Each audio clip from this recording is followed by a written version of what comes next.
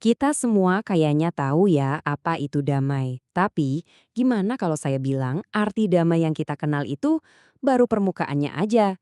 Ternyata ada satu kata kuno yang nunjukin kalau damai itu jauh, jauh lebih dalam dan bisa mengubah cara kita melihat dunia. Yuk kita bongkar bareng-bareng.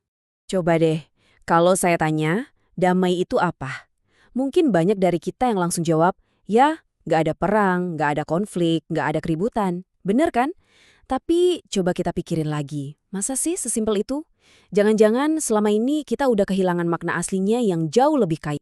Nah, disinilah kita kenalan sama satu kata keren ini, shalom. Ini kata dari bahasa Ibrani. Kalau diterjemahin artinya ya damai sejahtera. Tapi tunggu dulu, maknanya itu lebih dari sekedar tenang atau adem ayem. Shalom itu soal keutuhan, sebuah kondisi ideal di mana semuanya pas, semuanya pada tempatnya, semuanya berfungsi sebagaimana mestinya. Oke, jadi apa sih sebenarnya kedamaian yang sejati ini? Biar ngerti, kita mulai dari yang paling gampang dulu deh. Kita lihat gimana kata ini dipakai sehari-hari. Soalnya, ini tuh bukan istilah teologi yang ribet dan ngawang-ngawang, tapi sesuatu yang hidup banget. Anda tahu nggak, shalom itu sering banget dipakai buat sapaan, kayak halo gitu. Tapi ini bukan sekedar halo. Waktu seseorang bilang shalom ke kita, itu sebenarnya doa loh. Mereka tuh lagi memberkati kita, berharap supaya hidup kita utuh, sejahtera, semuanya lengkap. Dan ternyata, iya, ide sapaan yang isinya doa baik ini ada di mana-mana, universal banget. Di bahasa Ibrani ada Shalom Aleichem, mirip banget kan sama sapaan dalam bahasa Arab Assalamualaikum. Ya wajar bahasanya serumpun. Bahkan di Indonesia pun ada semangat yang sama. Coba deh denger sapaan Horas dari orang Batak, atau Ya Ahowu dari Nias. Ini kayak bukti kalau kita semua, dimanapun, rindu sama kedamaian yang beneran. Oke, sekarang kita masuk lebih dalam lagi. Kita bakal kupas konsep shalom ini. Bayangin aja kayak lagi ngupas bawang.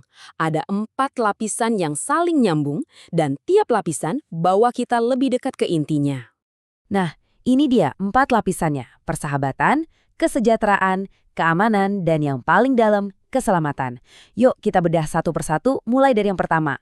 Lapisan pertama, persahabatan. Jadi, shalom itu ngomongin soal hubungan antar manusia.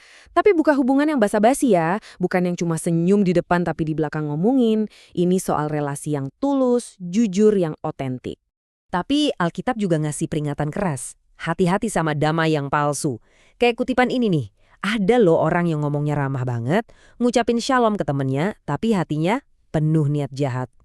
Ini nunjukin poin penting banget. Shalom sejati itu datangnya dari hati, bukan cuma omongan manis di bibir. Lanjut ke lapisan kedua, kesejahteraan. Shalom itu juga soal sejahtera secara total. Maksudnya, ya sehat fisik, mental, spiritual, bahkan sampai soal kemakmuran dan finansial. Ini kondisi di mana nggak ada yang kurang, nggak ada yang rusak, semuanya baik-baik aja. Di ayat ini, kita bisa lihat jelas banget hubungannya. Si penulis Mazmur ini ngerasa badannya sakit, tulangnya nggak enak, karena jiwanya nggak damai, karena dosanya. Ini menegaskan kalau dalam konsep shalom, sehat jiwa dan sehat raga itu satu paket, nggak bisa dipisahin. Lapisan ketiga, keamanan. Eits, tapi ini bukan soal pasang CCTV atau gembok pintu yang canggih ya.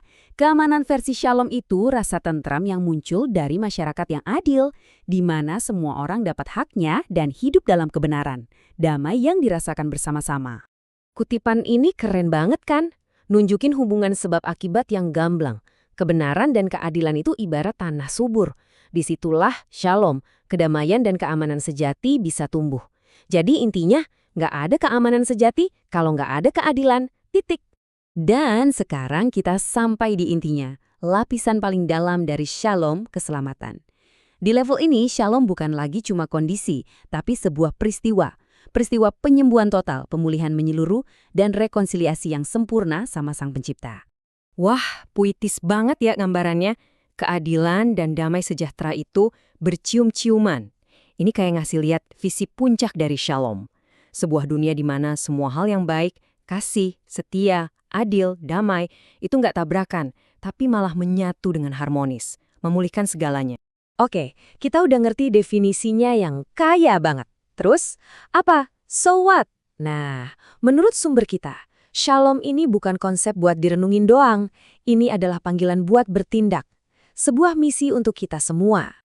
Dalam tradisi Kristen, seperti yang dijelaskan di sumber kita, Yesus itu dilihat sebagai puncaknya shalom. Tapi, bedanya gini, dia bukan cuma datang buat ngajarin tentang shalom. Dia datang sebagai shalom itu sendiri. Dia adalah wujud hidup dari kedamaian yang utuh. Ayat ini jadi kunci banget. Ini nunjukin kalau damai itu bukan sesuatu yang pasif. Damai itu tindakan rekonsiliasi yang aktif. Jadi shalom itu bukan cuma soal merasa damai, tapi soal merobohkan tembok pemisah antar manusia, baik itu suku, ras, atau status sosial. Nah, ini dia inti panggilannya. Siapapun yang udah ngerasain shalom, nggak boleh disimpan sendiri. Justru dipanggil buat jadi agen, jadi duta shalom di dunia. Ini transformasi total, dari cuma nerima damai, jadi penyalur aktif kedamaian itu buat orang lain.